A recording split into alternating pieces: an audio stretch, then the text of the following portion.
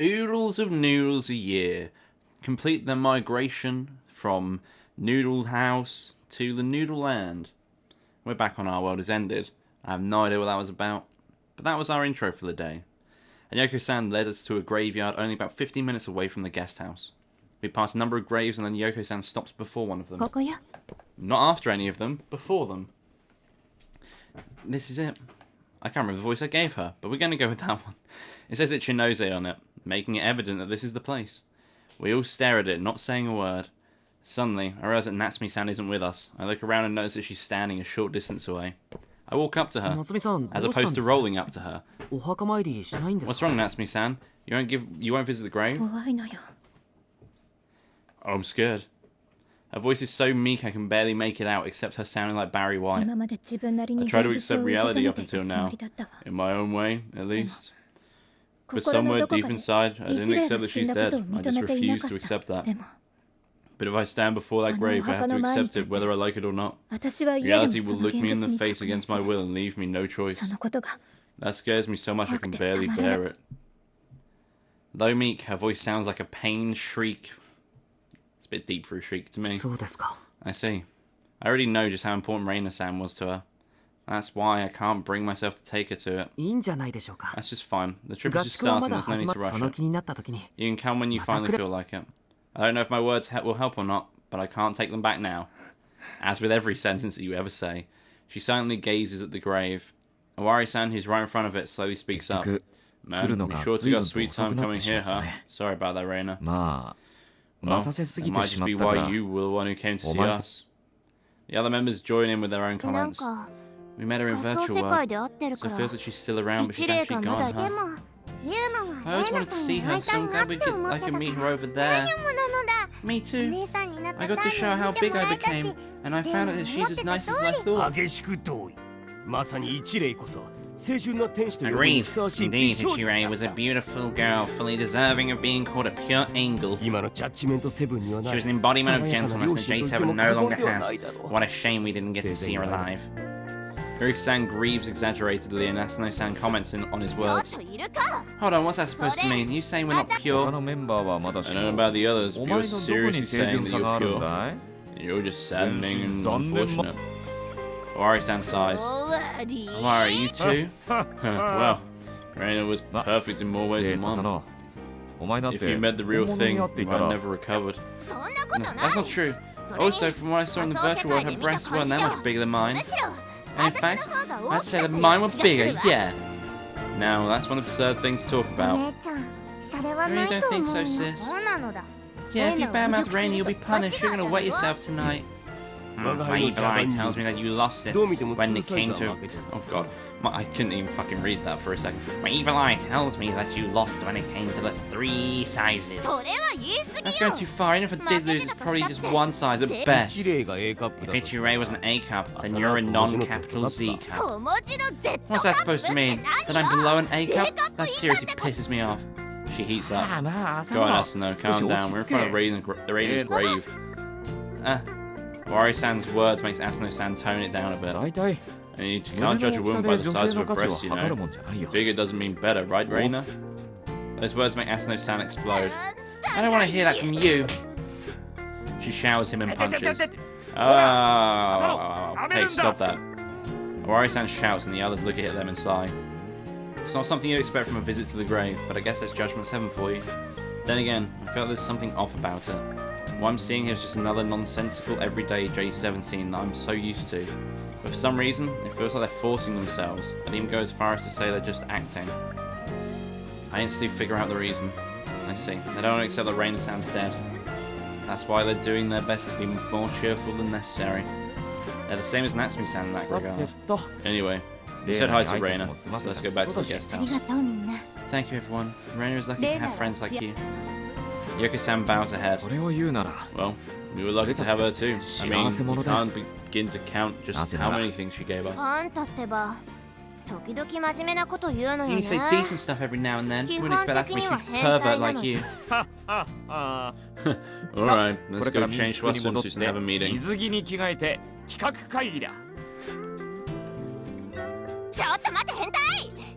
Hold on, perv. I'm fine with the meeting, but why do we have to change to our swimsuits? Well, it's summer.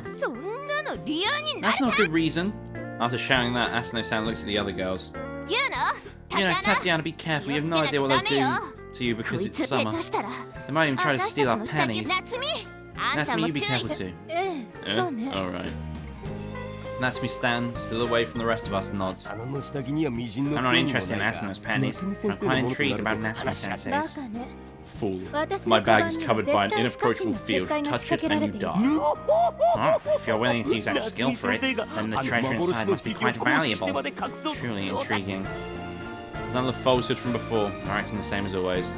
No one told Natsumi-san anything about no one told Natsumi-san anything for not coming close to Reina-san's grave. They took it for granted. Jasmine-san are even better people than Reina told me. Oh, I remember what I get. I know her voice is fine. I got it wrong for like the rest of the video up until now. But I remember. Yogi-san whispers to me.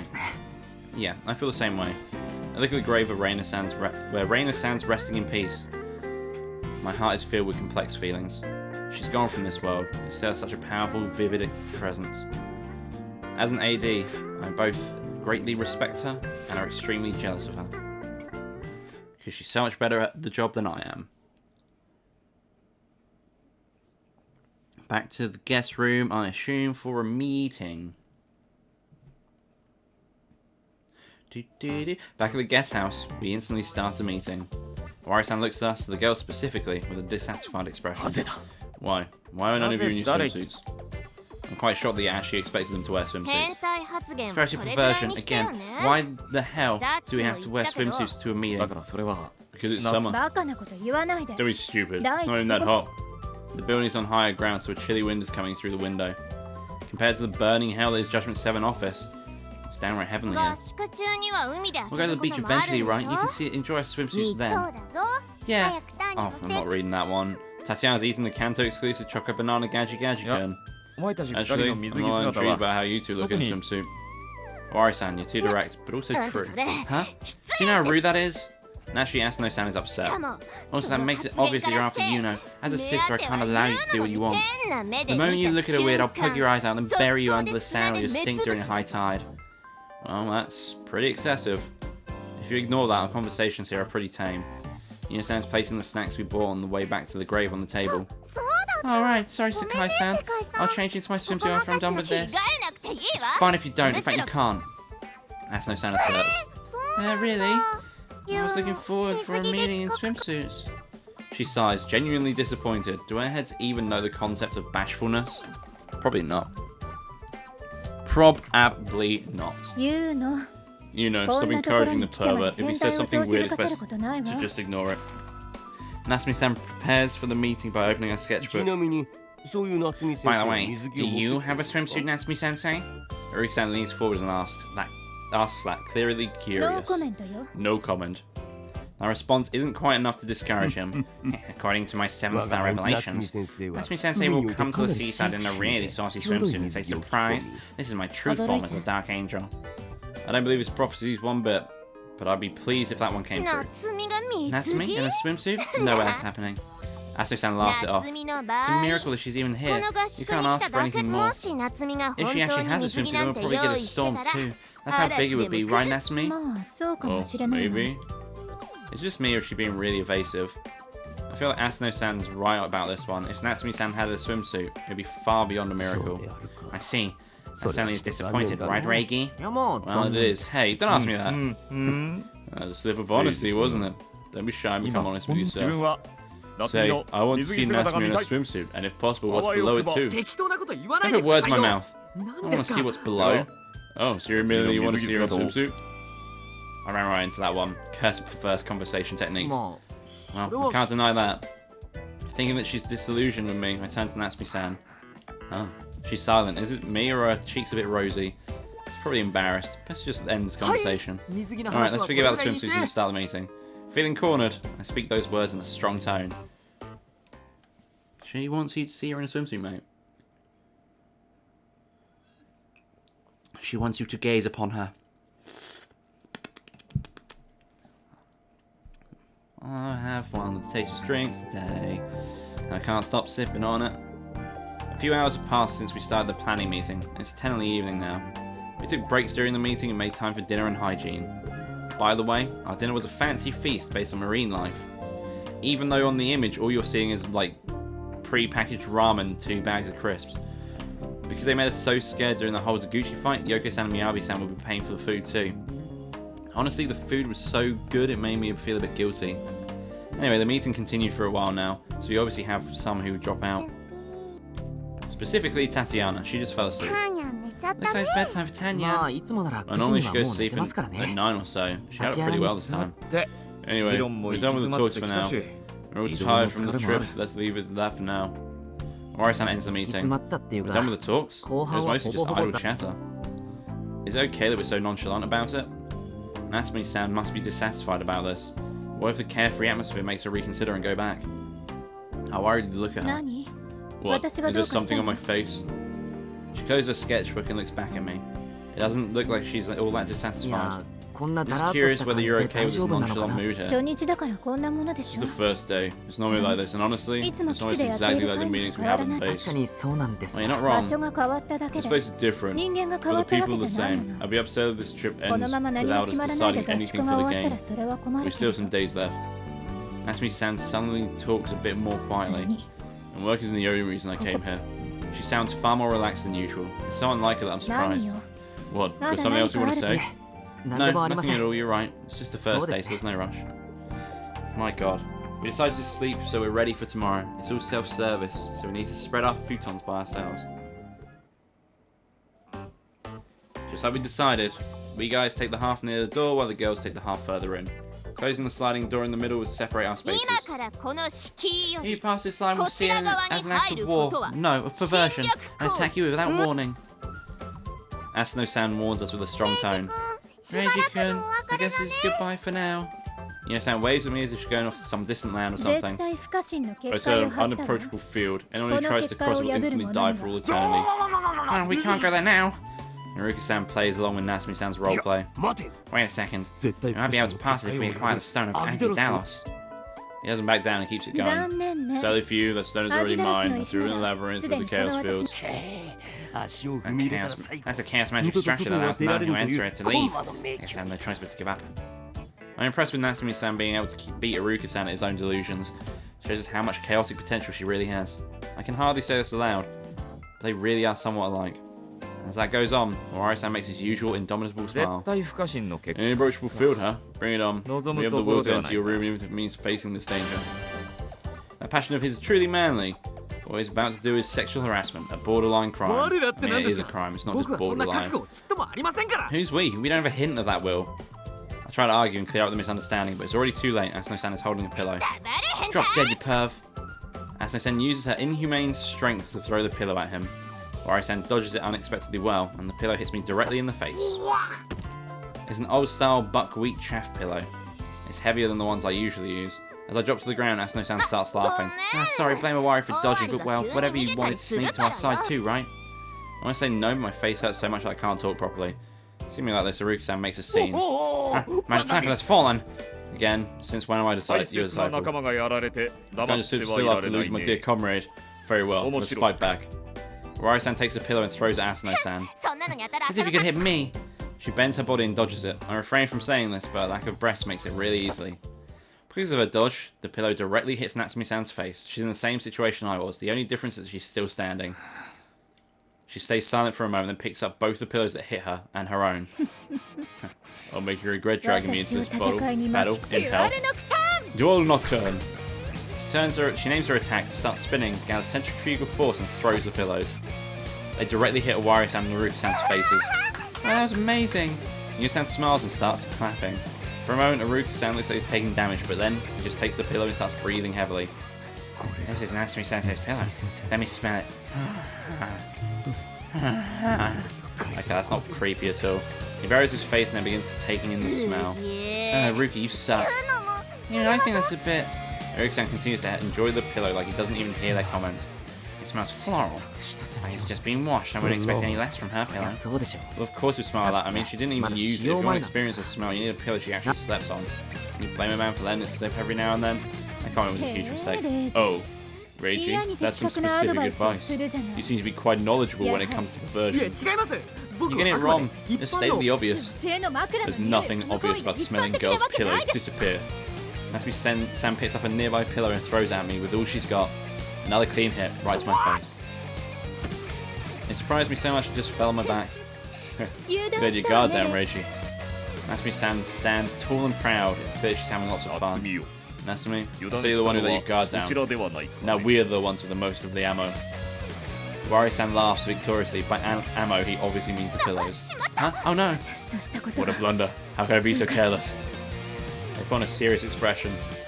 They just come here and take the pillows, but they don't do that. The line separating the two halves of the room. It's like the line in dodgeball now. Men, decide to retaliate. Go for the breasts. It's the weak point. Yes, sir. Eric-san salutes. Breasts are girls' weak point? News to me. Reiji-kun, what are you dawdling for? It's about to decide whether the men or the women have the initiative in Judgment 7. It's just a pillow fight, man. There's nothing to add any meaning to it, but... Alright. Let's do as I'm told and gather my resolve. Thus begins Judgment 7 Trip's first major event, the pillow fight. Leave this, Yuno. Wari-san throws a pillow at Yuno-san's chest. She doesn't have enough time to react, so it hits the goal directly. Surprising as it may be, the pillow actually bounces back and returns to him, as expected of this memory weapon. It's ridiculous. Not bad, Yuno. I don't really get it, but this is fun. It looks like she's enjoying this too, somehow. Natsume-sensei, apologies. Eri-san throws a pillow towards Natsume-san. She dodges with surprising agility and avoids a direct hit. Alright, then let's go for Asano. Aim for Asano. The two pick up new pillows and simultaneously attack Asano-san. Wait! Fucking hell. Asano-san hastily covers her chest, but the pillows actually went for her face and they hit it cleanly. It's not like they miss, and she aimed for her face in the first place. Asano-san can't stay silent about that. She instantly starts arguing. Hey, why do you go for my face instead of my breast like you did with Yuno and Natsume? Feints are unfair. Feint? Nothing like that. We didn't aim for your chest because it's considerate. You're only becoming more upset than you are. Exactly. Thank us for preserving your honor. Like hell I will. Asano-san fumes, picks up the pillows on the girl's side and starts throwing them. The pillows go back and forth. It's a real mess of a battle. I'm impressed that Tatiana can sleep with all that's happening in here. Iruka, Reiji-kun, let's put an end to this battle. Let's take each of them out with a focused attack. Our first target is the Dark Angel Chaos Natsume. Wari-san and Naruki-san raise their pillow and locks on Natsume. Never to ignore the order. I stand beside them and do the same. I'll aim for the right boob, Naruki take the left one. Reiji-kun, you go for a special secret spot. This is the ultimate attack, ecstasy shot. I feel like I'm playing Gungan Pixies all of a sudden. Hold on, where's that supposed to be? The place is sure to make a Jesus Christ, a worry, man. The place is sure to make a climax when hit. Surely you understand. Only one place comes to mind. Special, is secret, and it's a spot. Reiji, best of luck to you. I'm not sure I appreciate that shit. Whoa, wait. I can't aim for that. Reiji, go ahead and do it. If you have the guts, that is. She makes a confident smile. No, I don't have the guts. What if I hit? I can't even imagine how mad she would be. As I hesitate, Wari-san shouts. My boy, you're getting a bonus if you hit it. I'll increase your pay by a lot. A bonus? Increase pay? By a lot? Sorry, Natsume-san, but as a poor college student, I can't pass on that. Let's do the ecstasy shot, Wari-san. Reiji, I see you are truly part of the pervert trio. Those words aren't good for my mental state. That means nothing before the bonus. Eat this ecstasy shot. We time our attacks perfectly. Our pillows all head directly towards Natsume-san. However, she does something no one expected. Secret technique, Lolita Guardian. Oh no. She forcefully raises Tatiana and uses her to defend herself. Naturally, the three pillows land on Tatiana. Gachi is the defender of the earth. Give up your plans of world domination. After that weird sleep talking, she collapses and continues sleeping. I'm honestly shocked that she can still sleep after those hits. However, I'm even more shocked that Natsume-san was able to use something like that. What? The forbidden Lolita barrier? I didn't expect her to know it. The Dark Angel of Chaos is quite the fearsome enemy. Of course she is. She's just used a sleeping child as a human shield. We don't have any more pillows on our side. Natsume-san, Asano-san, and Yuno-san are all take pillow each. The tables have turned. She grins confidently. Natsume, Yuno, you know the weak spot, right? Huh? Where is it? Sorry, I don't know it either. I can understand you not knowing it, but Natsume, I know what you do. I know that you do. Don't act purer than you are. Listen, their weak spot is right over there. Naturally, she points at our secret point and weak point. That, or technically those. Okay, I got it. I aim for that. Thanks, Asano. Now I know where it is. Natsume, you're so... She glares at Natsume-san, then recomposes herself and faces us. Prepare yourselves. You'll never be able to use those things again. Oh no, they definitely are a special secret spots. That's pretty bad, isn't it? We need an absolute defense. We brace for the attack, but it doesn't come. Instead, the girls start bickering. I know Reiji, so you two go for the others. No fair, I want to take Reiji. She wants to take my special spot, does she? Okay. Hold on, I'll be the one to aim at Reiji. He's the one who aimed at me just now. I have to get back at him, right? Natsume, you have Ruka. You're both kind of delusional, so I think you'd be compatible. Me and that man-child pig? Compatible? What kind of joke is that? Oh, look how much as 3 on your special place. They're ferocious, man. Must be hard being popular, huh? Ori-san, don't say it in a way that makes people misunderstand. Reiki, you're experiencing bliss like this before your mentor. Light novel men are truly fearsome. Ori-san, do you understand? I don't want to hit my special place. Where's the bliss in that? While I respond to them, the girls come to a conclusion. Alright, that's all I know at Reiji's then. Fine by me. Okay, let's do that. This is truly a moment of despair. Hey, you're all being too loud. Yoko-san runs into the room, but the girls don't even notice her. They're too focused on me. Eat this, girls triangle shot. Following Asano-san's shot, they all throw her shout. They all throw their pillows. All 3 of them directly hit Yoko-san. As I expected. The sun's attack surprises her. Huh. Asano-san belatedly realizes that she messed up. What a good ecstasy shot. Excellent skill, you 3. Ori-san nonchalantly comments. You people. Her anger overwhelms Saul. Alright, enough messing around for today. Let's sleep to prepare for tomorrow. Go ahead. Let's sleep. Good night. Adios. Good night. We turn off the lights and quickly dive into our futons. In the darkness, we do our best to make as little noise as possible. And I feel this is a good place to end the episode. Oh no, apparently not. Eventually we hear the door close. Looks like Yuko-san left the room. The tense atmosphere softens. We all peek out of our futons. Looks like the thread is gone. Looks like it. He thought I'd go. I was so surprised. I wasn't told they were patrolling. Come on now, this isn't a middle school trip. I'd like it if they were a bit more lenient. But there might be other guests. We can't be too loud. What the hell? Are you telling me it's all my fault for throwing the first pillow? No, I'm not. We're all at fault here. Look at you acting like a good boy. That pissed me off. Don't worry. I don't want to end like this. Let's go for round 2. Well said, Asano. Let's throw them even harder this time.